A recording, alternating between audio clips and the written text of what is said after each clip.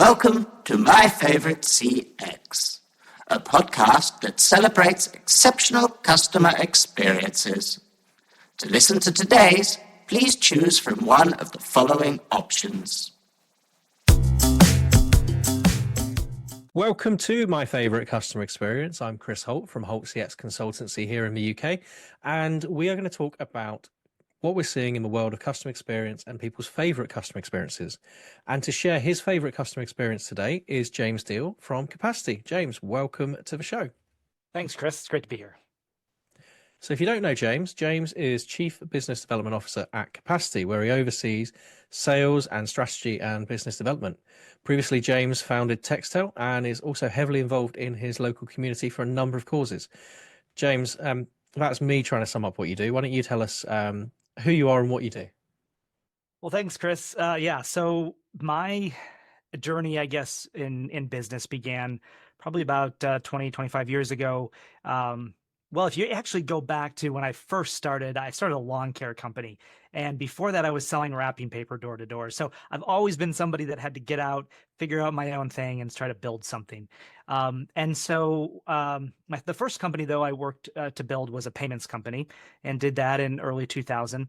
And then in 2014, I came across this concept of text messaging with a business. Of course, by that point in time, text messaging was not new technology. It'd been around for a little bit.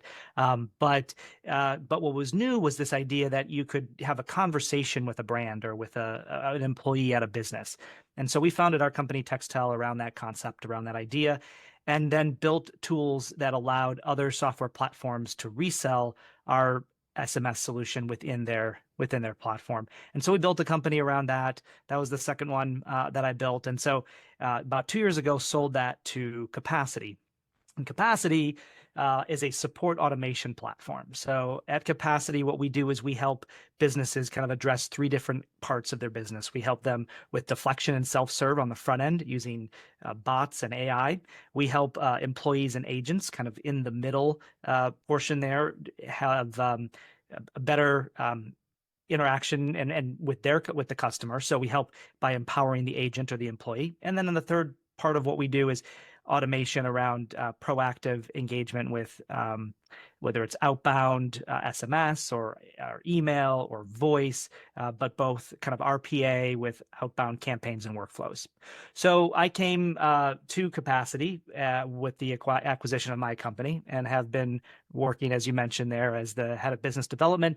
And so what that means for me is I spend a lot of my time working with strategic partners, looking at new verticals or new market opportunities with new product and how to kind of grow 18 to 24 months from now.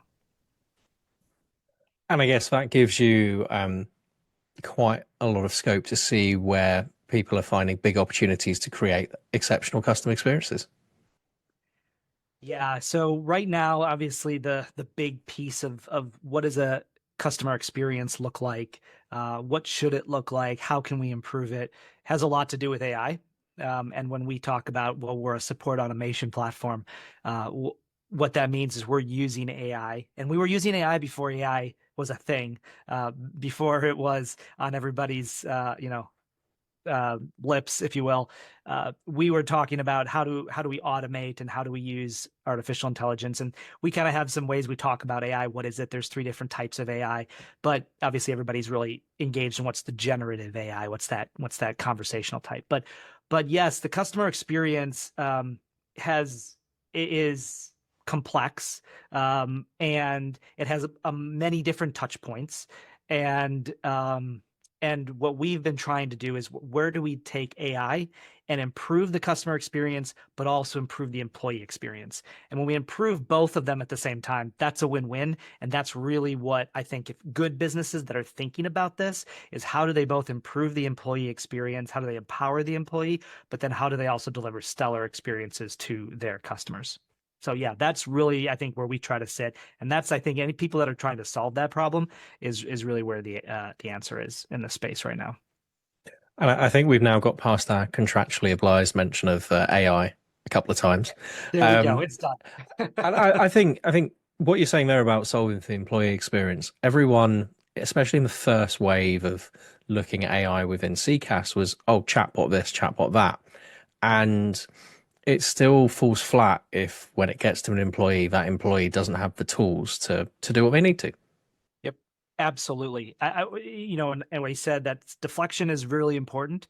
But if you're not empowering the employee when it does escalate to that employee, because even in a good system, 10% of the time it does, and it could be 20, 30, or 40, or even 50% of the time, depending on what kind of deflection tools a brand might be using.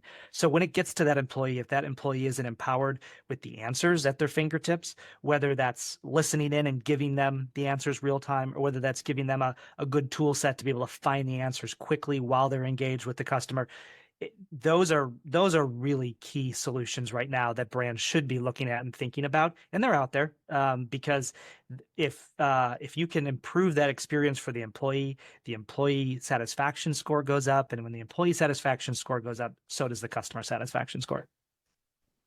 And with attrition being something that's always high within the sector, actually, if you've got a happy employee and a satisfied employee, you've got an employee that's staying as well. Yeah, especially if you're talking about contact center and taking care of those employees. Yeah, attrition is high. And so retention, critical. And yes, to your point, if you have a happy employee, retention is obviously going to be on your side. So with all of this in your arsenal at the moment, what's exciting you in customer experience? So I think when I get excited about customer experience, it's this combination of an elegant transition. So me personally, when I go to have an engagement with a brand, I'm looking for the least amount of friction, most frictionless way to get the answer I'm looking for or to get the help I need. And I don't really care whether it's a bot on the other end of that chat or whether it's a person. If they're giving me the answers I need and I don't have to repeat myself and I don't have to, and so brands that are figuring that out through working with vendors, maybe such as Capacity or others, there's a lot of different players out there in the space. Brands that are figuring that out, I think that is going to be the ultimate kind of, that's going to be the ultimate goal and the ultimate solution, if you will. Now, I'm going to take a break there because I was jumbling my thoughts. Something popped up on my screen. So when you think about this idea of the streamlined customer experience, I think it's really critical to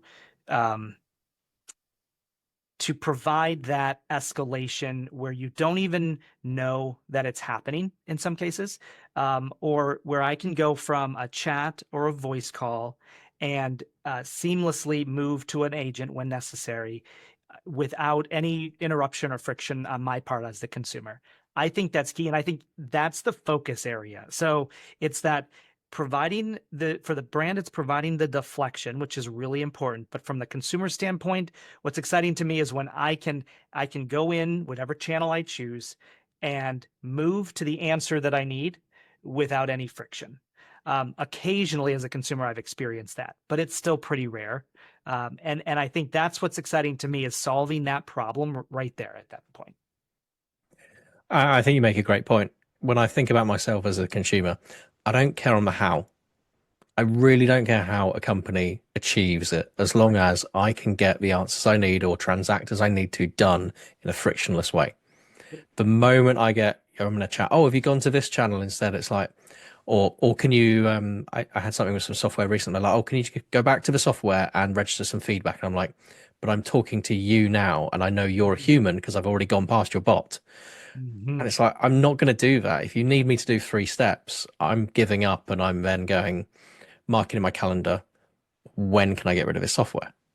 You got it. Yeah, I totally agree. It's this is the real crux, I think, of solving this problem for in customer experience, and brands that figure out how to keep the customer engaged and keep them happy throughout that process. No matter what channel they come in on or what channel they transfer to, it's got to be smooth. It's got to be frictionless. Because that's what it was when you would pick up the phone, I don't know, a couple years ago or 10 years ago, you'd pick up the phone.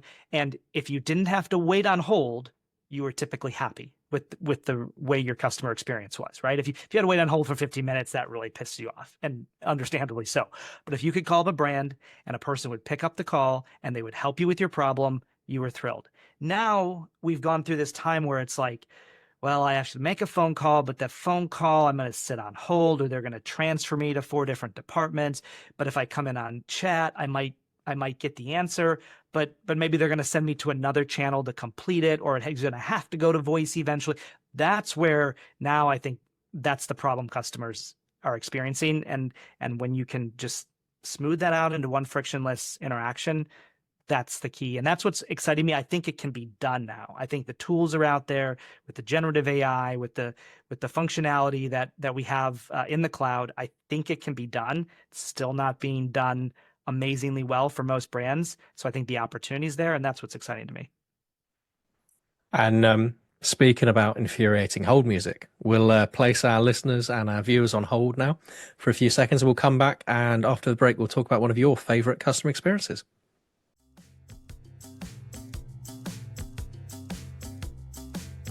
Your call is important to us. Please hold, and you'll be connected to your next favorite customer experience shortly.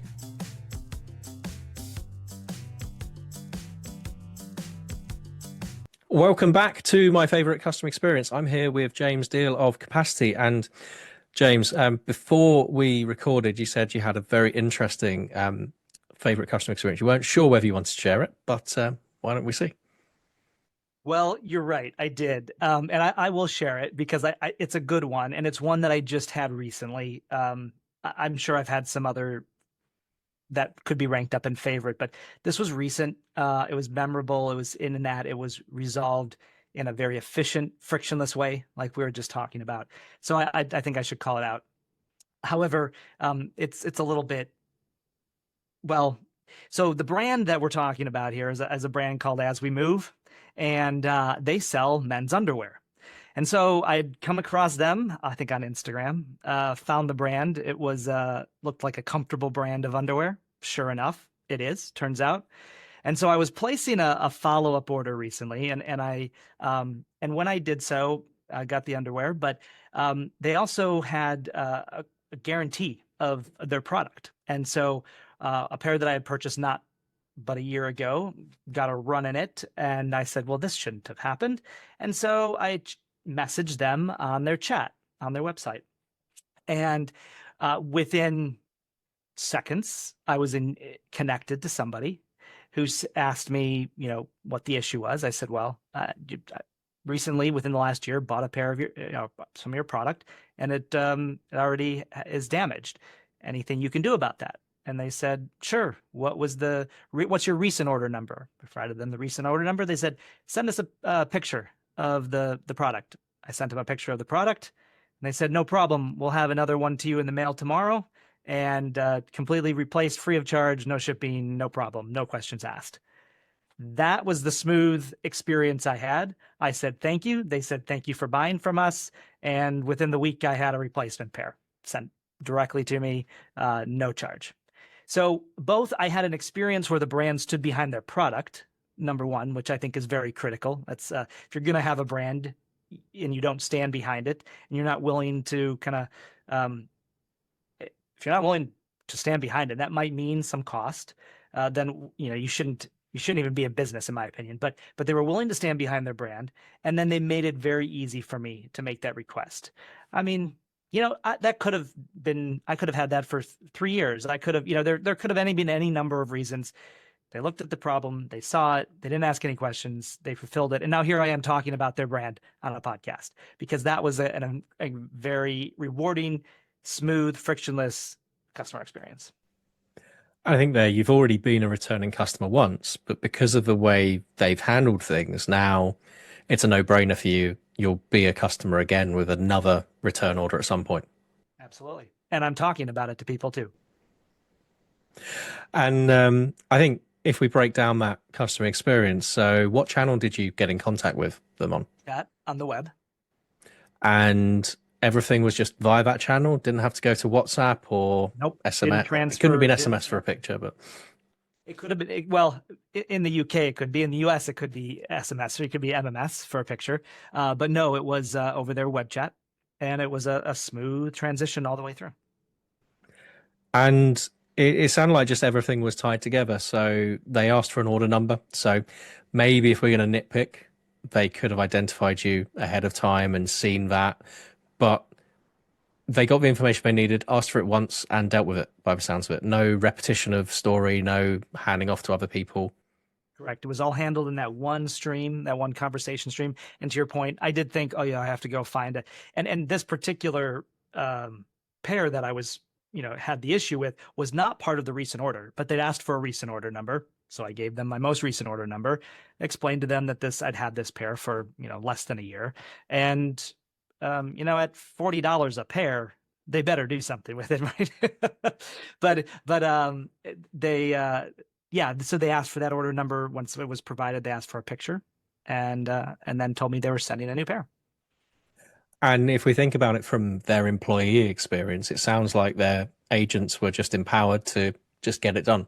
What do you need to do to resolve? All right, well, we just replace. Agent empowerment, key piece of that, absolutely. And that is an important thing for brands to remember, that I think it's good for their agents, but it's also good for their brand when their agents are empowered to make customer decisions like that. And even if we look at it from a reputational perspective as well, you could have easily, if you didn't get the outcome you wanted, you found them on Instagram. You can mention them very easily on Instagram of, I'm not happy with this. I tried, I reached out, it was difficult. They didn't want to honor their guarantee. Actually, the cost of transacting and sending you out a new pair, okay, it was $40 to them, but it keeps you satisfied. It keeps you using the product. So it sounded like every box was ticked along the way, apart from the product going wrong in the first place. And if we accept that things go wrong occasionally, sure, it's how you put things right that counts. Absolutely. I think it's really, honestly, I think it's almost equally how you put things right is almost more important than how good the product is, because especially something like this, like, it can be replaced. It's not a really expensive piece of electronics, or it's not a service that's constantly going down. But it when it comes to customer experience, it's almost, I think, as important as how good the product is how well you fix the solution the issue when it comes up. Because what it does, as you mentioned, it gives me an opportunity to feel good about the brand again. And if there were never any problem, I might be really happy with my purchase, but I'm not going to have this good feeling about the interaction I had. And so even if there is a problem, when it's fixed well, it's not a bad thing at all. In fact, you could argue it's a good thing. It's a loyalty. It's almost a loyalty builder, because you now know, okay, if I have this problem again, I know it's going to get resolved. Right. Yeah. Absolutely. Well, James, that sounds like a wonderful customer experience. Thank you for sharing it. Where can people learn more about you? So if you want to learn more about capacity.com, go out and check our website. We're helping brands every day transform their customer experience. And if you want to connect with me, feel free to find me on LinkedIn. Awesome. Well, James, thank you so much for joining us. Folks, thank you very much for listening or tuning in on YouTube. We'll see you all in a couple of weeks' time on the next My Favorite Customer Experience. Thank you for listening to My Favorite CX. Your listenership is important to us. On your keypad, please press a number between 1 and 5 to rank how much you've enjoyed your experience.